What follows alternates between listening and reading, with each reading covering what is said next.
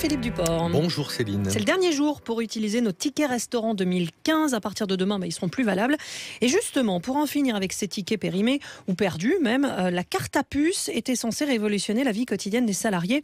Or, 2 ans après son entrée en vigueur, le système fait un flop. Oui, les titres restaurants dématérialisés. L'annonce avait de quoi séduire.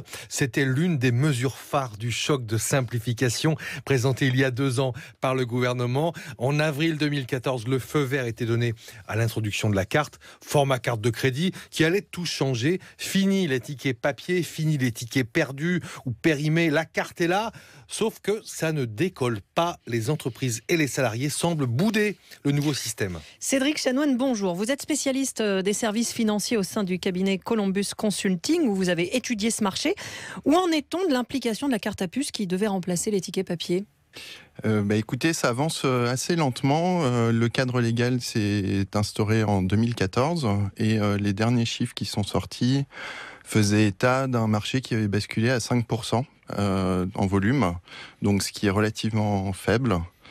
Ça peine à démarrer et à prendre sur le marché français. Qu'est-ce qui freine l'implantation de cette carte à puce ? Alors, ce qui freine l'implantation, je dirais que ça dépend un petit peu des acteurs auxquels on s'adresse. D'un point de vue des utilisateurs finaux, c'est-à-dire les salariés. Les salariés, ce qui se passe, c'est que ça implique des nouvelles règles d'utilisation qui les arrangent pas forcément. Il y a une limite de dépenses qui est fixée à 19 € par jour. Là où auparavant... C'est ça, on ne peut pas, avec la carte de ticket restaurant, non. On ne peut pas dépenser plus de 19 € par jour. Par jour, voilà, c'est bloqué. Là où auparavant, vous pouviez utiliser autant de tickets restaurants que vous le souhaitiez.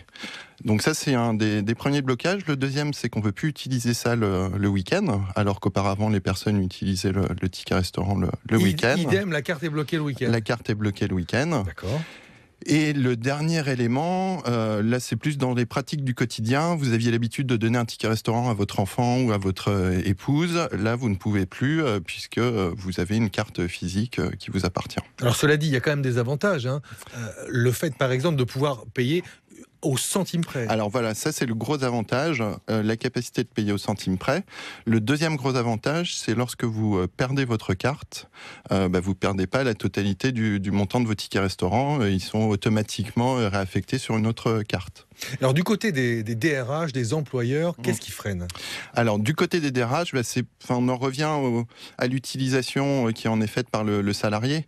Ce qui leur pose problème, c'est que si demain vous passez du papier au dématérialisé, les salariés vont vous expliquer que il y a des inconvénients, que ça les arrange beaucoup moins, étant donné que c'est considéré comme un avantage en complément du salaire. Ça remet en question ces avantages acquis et donc les salariés peuvent rechigner, basculer sur ce nouveau mode. Alors que du côté des restaurateurs ou des boulangers, des commerçants de manière générale qui acceptent les tickets restaurants, ils sont tout à fait pour. Clairement, c'est la population utilisatrice des tickets restaurants qui est favorable à la bascule, puisque ça leur simplifie énormément la logistique. Ils n'ont plus de papier à gérer. Ça leur permet d'être remboursés beaucoup plus rapidement. Puisque c'est un remboursement en 24 ou 48 heures, alors qu'avant, ils envoyaient les tickets resto une fois par semaine ou une fois par mois. Le dernier élément, c'est que c'est beaucoup plus sécurisé. Ils ne récupèrent pas de faux tickets, des tickets volés, donc ça leur sécurise également le paiement. Pour être clair, cette réforme, c'était l'une des mesures phares donc, du choc de simplification. Ça a été présenté en 2014 par le gouvernement. Oui. Qu'est-ce qu'il en est ? C'est un flop ? Alors c'est un flop d'autant plus que si on fait le pendant avec ce qui s'est passé en Belgique, où il y a eu également une dématérialisation qui a été lancée il y a 4-5 ans.